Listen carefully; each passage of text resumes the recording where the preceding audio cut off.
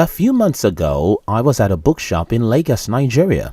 As it is my habit, I started picking out a whole lot of books, and after I and the friend I went with had taken out so many books, the bookseller, who was obviously surprised by how many books I'm buying, asked me a common question which goes like, "Do books change anything in you?" As we had the conversation, this guy confessed that though he sells books, he doesn't read them simply because when he reads, books don't change anything in his life. While you may be among a few people in the world who are convinced that books change lives, most people don't. And this is apparent from the fact that only a very few people are committed readers. To most other people in the world, reading books is a waste of time, and that can be very true. In today's video, I'll share with you 3 reasons why you might not get anything out of reading. Hence, reading becomes a pure waste of time. Before I continue this video, if you're one of the people who have been wanting to know who is behind this channel, I'm now available on my personal channel, and you can get to see me, know more about me, or learn from me, or even download my free books if you check the description box of this video. Now, let's get into this video. 1. Most books leave you with 2 to 3 takeaways, and that's not a big deal. Tell me about the best books you've ever read and I'll tell you something you already know. Those books really didn't give you 100 ideas. Most books will only leave you with 1 or 2 takeaways, and that's a big problem for many people. I mean, these books are usually between 200 to 500 pages. Who in the world sits down with 300 pages book only to stand up after several hours and see that he can only remember a few things he actually learned from the book? This is one of the reasons why most people don't read. It actually resembles a big waste of time, doesn't it? Wait for the next point. 2. It takes a whole lot of little ideas to transform your life. Everyone who knows me knows that I am a big fan of books. If there's anything at all I'm addicted to, it will be a book. I love books. I genuinely do love books, and I'm convinced that books have transformed my life, but not by reading a book or 2. If you've ever heard about a book that transformed someone's life, then you've heard a lie. The truth is that no single book can change your life completely.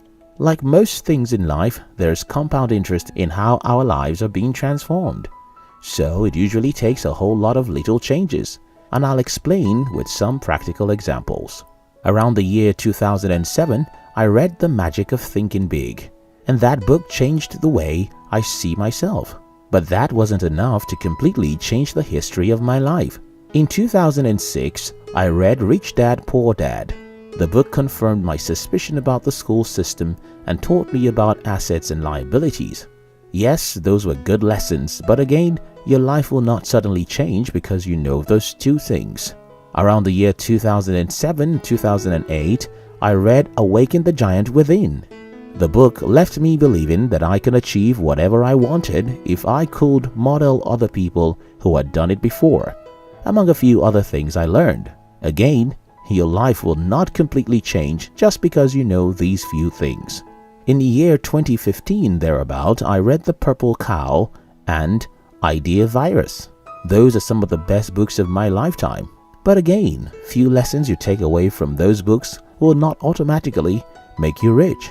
Then something will suddenly start to happen in your life, and that is the combinations of the little takeaways you've heard over the year will actually be sufficient to transform your life. That is what I call learning compound interest. Think about investment.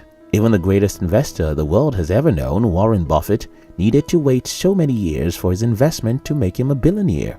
He needed compound interest because that's where the real money is. Think about your marriage.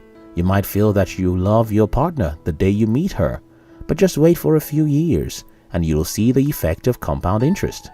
As a guy who is married to a woman he met a decade ago, I can tell you that if you get it right, relationships simply become better and unbelievably better. It's a relationship's compound interest. Now, let's get back to books. People who think books cannot transform their lives usually don't read a lot, and because they only read a few books, the few ideas they got from the books are not sufficient to really transform their lives. That's like investing $1,000 for 3 years. Well, if you invest in the stock market with an average of 6 to 7% returns on your investment, or in any other similar investment, you've only got a few dollars on your money. If you read 3 books a year, well, if each of the books leaves you with 2 ideas, you've only got 6 ideas. Reading 10 to 20 books means a different thing, and reading 50 means a whole lot more different. You get the point. Your life will not change because you read 5 books in 5 years. Your life will not be transformed simply because you read a bestseller. Just as you can never build a business with a single idea, you can never build your life on a single idea. If you need me to explain this, I will. Anyone can start a business with a single idea, but for that business to grow and thrive, you need 1,000 ideas, often little ideas. Again, it's about compound interest. Your life will not change because you read 5 books in 5 years. Your life will not be transformed simply because you read a bestseller. Just as you can never build a business with a single idea, you can never build your life on a single idea. If you need me to explain this, I will. Anyone can start a business with a single idea, but for that business to grow and thrive, you need 1,000 ideas, often little ideas. Again, it's about compound interest. So here's my advice for people who don't read books because they think it's a waste of time. Read a whole lot more because you need the combinations of several little ideas to get your life transformed. 3. Reading for knowledge actually changes nothing in you. When I advise that you should read a lot if you want to see the effect of knowledge compound interest in your life, some people would tell me, but I read so much and nothing happened.